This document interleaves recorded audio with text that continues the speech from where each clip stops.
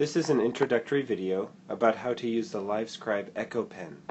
In this video we will discuss how to turn the pen on and off, how to connect a pen to a notebook, how to adjust the volume settings, how to set the time and date, how to adjust the audio quality, how to change the display, how to change the pen orientation from right-handed to left-handed, and how to check the storage and battery.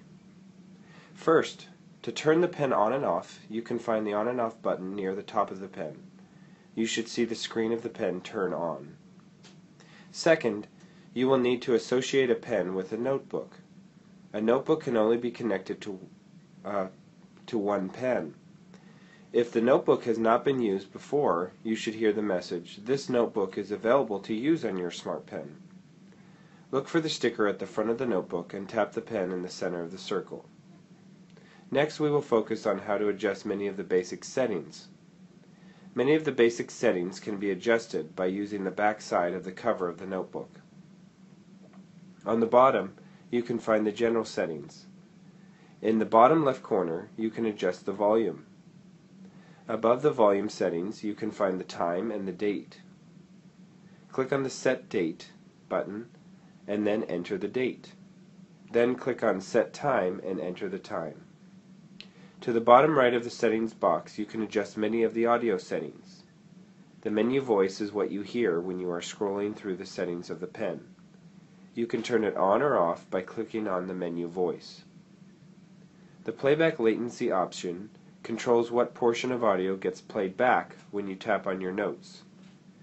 If playback latency is turned on, a user will hear the audio that occurred 5 seconds before the audio that goes with the notes they tapped on.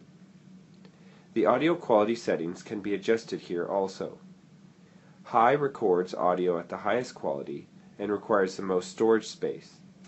This is the best setting when you are in a big environment and there may be many sounds that could interfere with what you are listening to. Medium is the default audio setting. Low records at the lowest quality and is a good setting for saving space on the pen. This setting would be best when recording in a small environment where there is not a lot of interference. Next, there is the microphone sensitivity settings. These settings should be adjusted according to the situation where a recording is taking place. Conference room is best for a quiet environment where someone is speaking directly to the microphone. This is best for small classrooms or offices. The lecture hall setting picks up sounds that occur in a larger environment. This is the best setting for a large room. Automatic adjusts the volume to the specific environment in which you are recording. You cannot adjust the microphone volume settings while you are recording. Next, there is the display settings above the audio settings box. The display brightness setting adjusts how bright the screen on your pen is. To the right, you can change the scroll speed from a level of 1 to 10. That changes how fast the screen on your pen changes when you tap on one of the settings. Finally, if a user is right or left-handed, he can adjust the orientation of the pen, which will change how the menu is displayed on the screen. To charge the pen, a user needs to plug a USB connector into the top of the pen on one end and a USB port in a computer or a USB wall adapter on the other. A full charge may take up to 2.5 hours. To see how much battery life you have left, click on the battery icon on the left of the settings page. A lightning bolt will indicate that the smart pen is charging. Echo smart pens are sold with different amounts of storage. There are pens that have 2 GB, 4 GB, and pens with 8 GB. To find out how much space you have left on your pen, click on the storage icon. Each of these pens can store a different number of hours of audio.